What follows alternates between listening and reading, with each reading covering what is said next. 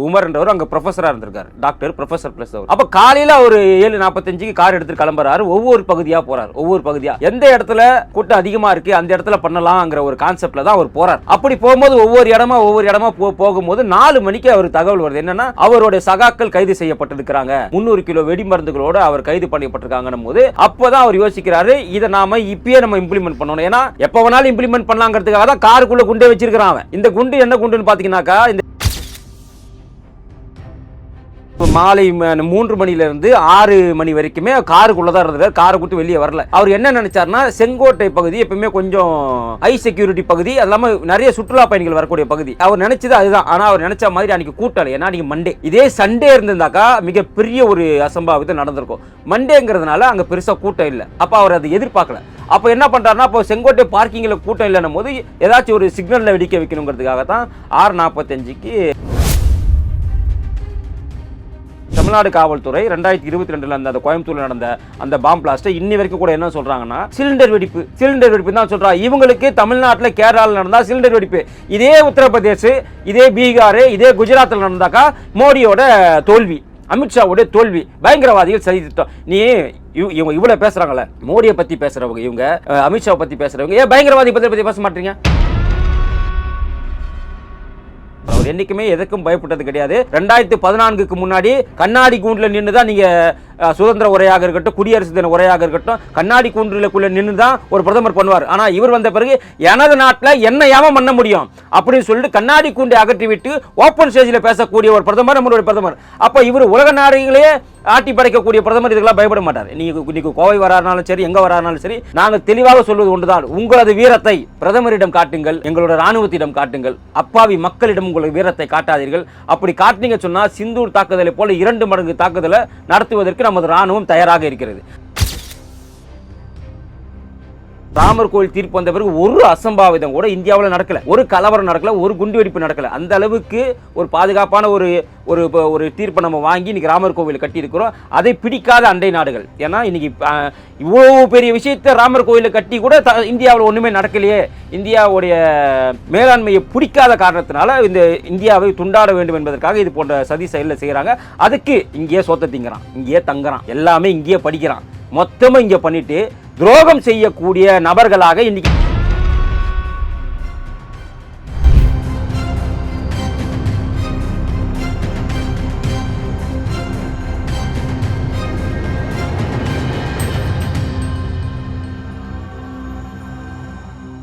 Real one நேயர்களுக்கு வணக்கம். இன்று நம்மளுடைய நேர்காணலுக்கு பாஜகவை சேர்ந்த திரு சதீஷ்குமார் அவர்கள் இணைஞ்சிருக்காங்க. சார் வணக்கம். வணக்கம். வணக்கம் சார். எப்படி இருக்கீங்க? நல்லா இருக்கு சார். சார், இப்போ டெல்லி கார் வெடிப்பு ரிலேட்டபிளாக 2-3 நாட்களாகவே பெரிய லெவலுக்கு பரபரப்பாக பேசிக்கிட்டு இருக்கோம். இதில் கோவை மாநகர காவல் ஆணையர்கள்ட்ட அங்கிருந்து யாராவது அதாவது டெல்லியிருந்து யாராவது கோவையில் பதுங்கியிருக்காங்களா அப்படிங்கிற ஒரு சின்ன ஒரு விசாரணை மேற்கொண்டுட்டு இருக்காங்க.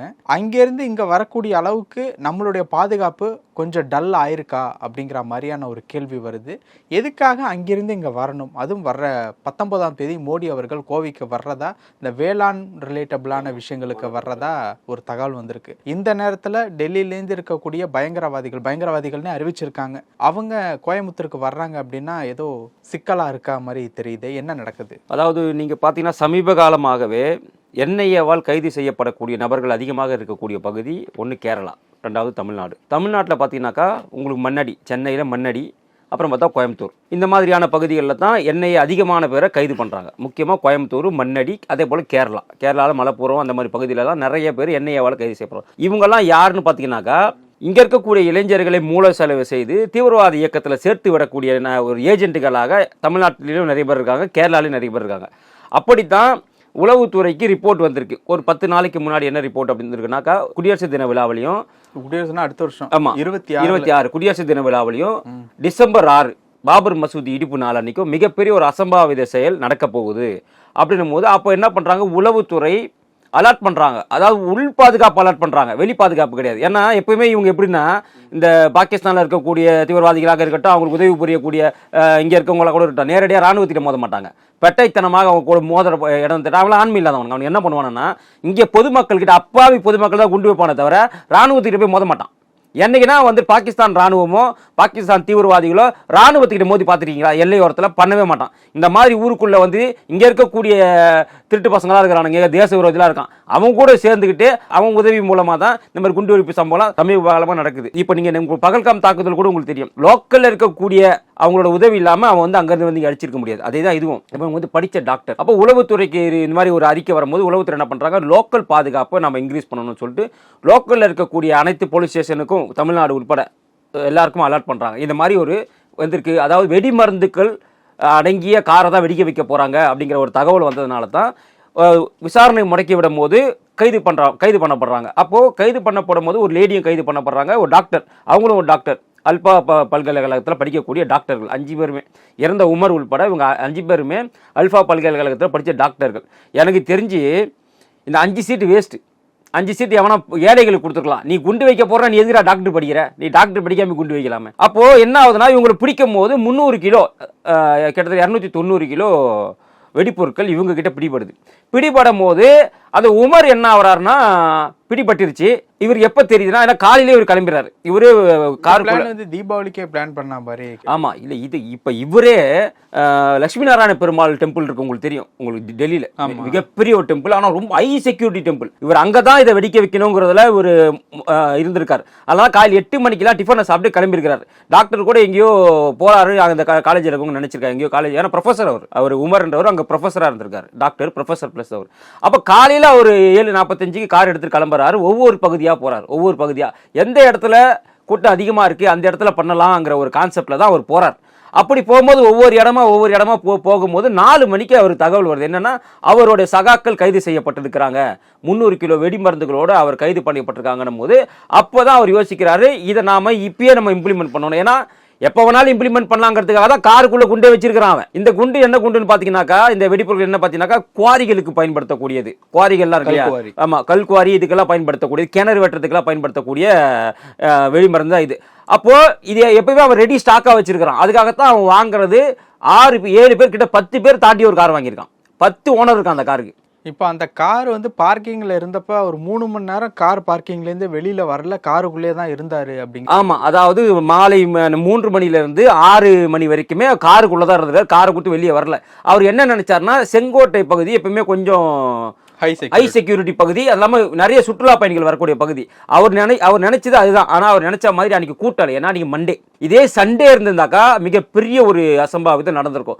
மண்டேங்கிறதுனால அங்க பெருசா கூட்டம் இல்லை. அப்ப அவர் அதை எதிர்பார்க்கல. அப்ப என்ன பண்றாருன்னா, இப்போ செங்கோட்டை பார்க்கிங்ல கூட்டம் இல்லைன்னும் போது ஏதாச்சும் ஒரு சிக்னல்ல வெடிக்க வைக்கணுங்கிறதுக்காக தான் 6:45க்கு சிக்னலுக்கு வர்றார். அந்த சிக்னல் செங்கோட்டையை தாண்டி சிக்னலுக்கு வந்து அங்க அந்த காரை வெடிக்க வச்சு அவரா என்னன்னு கூட தெரியாத நிலைமைக்கு உருகுலைஞ்சு போயிருக்கிறார். அப்போ ஒரு டாக்டர் வேற யாரும் கிடையாது, ஒரு சாமானிய ஒரு கொடை கிடையாது. ஏன்னா சாமானிய கூட பணத்துக்காக செஞ்சான், மூளை செலவு செய்யப்பட்ட செஞ்ச ஒரு டாக்டர், படித்த டாக்டர், பகுத்தறிவு மிக்க ஒரு டாக்டர் இந்த வேலையை செஞ்சிருக்கிறாருன்னா, அப்போ எந்த அளவுக்கு இந்த தீவிரவாதிகள் அவருக்கு மூளை செலவு பண்ணியிருப்பாங்க. அப்போ 5 பேர் இப்போ பிடிபட்டிருக்காங்க சொன்னா, இவங்க பின்னாடி எவ்வளவு பேர் இருப்பாங்க? ஏன்னா 2022 தான் உங்களுக்கு தெரியும், கோயம்புத்தூர்ல இதே போல ஒரு பாம் பிளாஸ்ட் நடந்துச்சு. கேட்டா சிலிண்டர் இன்னும் கூட திருமாவளவன்ல இருந்து ஸ்டாலின்ல இருந்து எல்லாருமே அந்த சிலிண்டர் வெடிப்பு தான் சொல்றாங்க. ஆனா அவங்க வீட்டிலேயே கைப்பற்றப்பட்டது வெடிப்பொருட்கள். அவன் வந்துட்டு கொரியர்ல வாங்கியிருக்கான். அதாவது அமேசான் போன்ற இதுல வந்துட்டு கொஞ்சம் கொஞ்சமா ஒரு 30 கிராம் 40 கிராம் 50 கிராம் அப்படி வாங்கி அவன் ஒரு 2 கிலோ வெடிப்பொருட்களை ஆன்லைன் ஷாப்பிங்ல வாங்கி வச்சிருந்தா. அதையும் ரெக்கவர் பண்ணி அதையும் என்ஐஏ கைது செய்து அதையும் இன்னைக்கு புலனாய்வு அமைப்பு விசாரிக்குது. அதையும் என்ஐஏ தான் இன்னைக்கு விசாரிக்குது.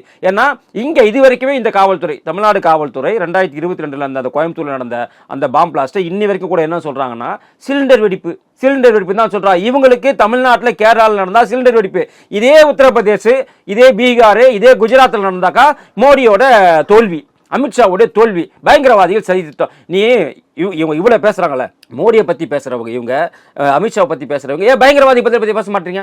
பயங்கரவாதியை நீ கண்டனம் தெரிவிக்க மாட்டேங்கிறீங்க. இந்த இடத்துல ஒரு கேள்வி, இப்ப வந்து இன்னைக்கு காலையில கூட அந்த வெடி சிதறிய வந்து உடல் பாகங்கள் வந்து 200 மீட்டர் தொலைவில் இருக்கக்கூடிய ஒரு மார்க்கெட்ல இருந்து ஒரு கையை வந்து எடுத்திருக்காங்க. இப்ப நீங்க கோவை அப்படின்ட்டு சொல்றீங்கல்ல, கோவை மாநகர ஆய்வாளர்கள்ட்ட தான் வந்து இன்னைக்கு கேள்வி எழுப்பியிருக்காங்க. கோவைக்கு யாராவது வந்திருக்காங்களா புதுசா அப்படிங்கிற மாதிரியான ஒரு கேள்வி வந்து எழுப்பியிருக்காங்க.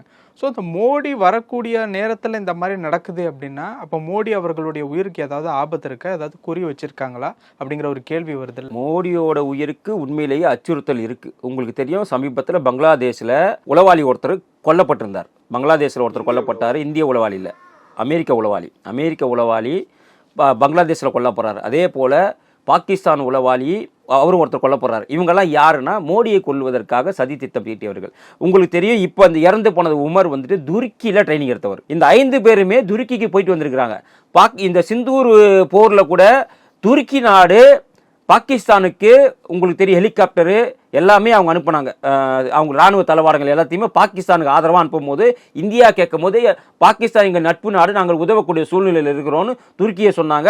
அப்போலேருந்தே துருக்கிக்கும் நமக்கும் பிரச்சனை. அதுக்கப்புறம் துருக்கி நம்ம கிட்ட கொஞ்சம் அடங்கி போக ஆரம்பிச்சாங்கன்னு வச்சுங்க. அப்போ இந்த 5 பேருமே துருக்கிக்கு போயிட்டு வந்திருக்காங்க. அவங்க பாஸ்போர்ட்டை ஆய்வு பண்ணும்போது இவங்க துருக்கி போயிட்டு வந்திருக்காங்க. துருக்கியிலிருந்து இவங்களை யார் பார்க்க வந்திருக்கிறா அப்படிங்கிற ஒரு விசாரணை இப்போ நடக்குது. அப்போ இது முழுக்க சர்வதேச ஒரு பிரச்சனையாக, சர்வதேச சதியாகத்தான் இது இருக்கு. அப்போ இன்னைக்கு பாத்தீங்கன்னு சொன்னா, இன்னைக்கு இந்தியா இல்லாம, இந்திய பிரதமர் இல்லாம உலக நாடுகள் இன்னைக்கு இல்லை.